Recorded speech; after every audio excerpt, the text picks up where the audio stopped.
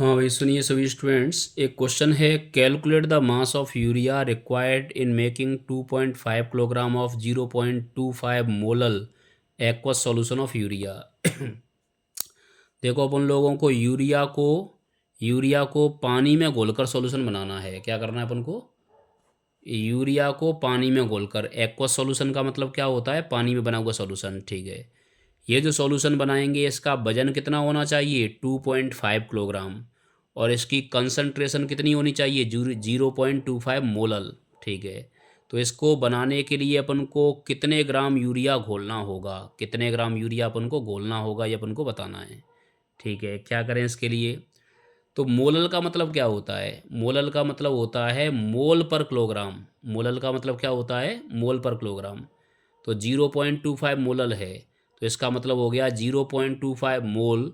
0.25 molal aqueous solution of urea का क्या मतलब हो गया?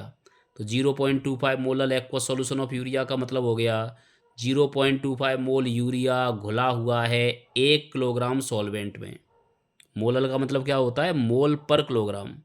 तो 0.25 molal aqueous solution of urea का क्या मतलब हो गया? 0.25 मोल यूरिया घुला हुआ है किसमें? 1 किलोग्राम सॉल्वेंट में।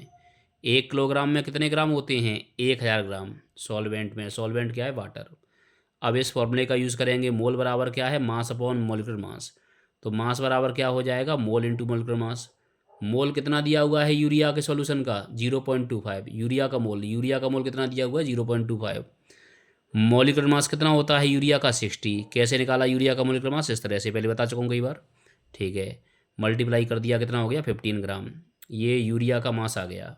यूरिया क्या है इसमें? सॉल्यूट, तो सॉल्यूट का मास आ गया। हम जानते हैं मास ऑफ सॉल्यूशन कैसे निकालते हैं।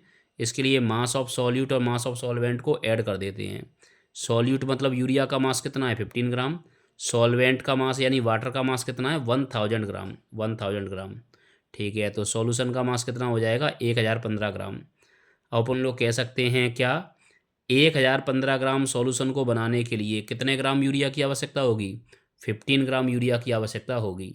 ठीक है, तो 1 ग्राम सॉल्यूशन को बनाने के लिए कितने की आवश्यकता होगी? इधर जो भी लिखा है उसका डिवाइड कर देंगे 1 ग्राम के लिए। पूछा कितने के लिए है? 2.5 किलोग्राम के लिए पूछा है।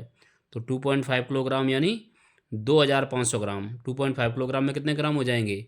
2500 ग्राम। जो सॉल्यूशन है उसको बनाने के लिए कितने ग्राम यूरिया की आवश्यकता होगी?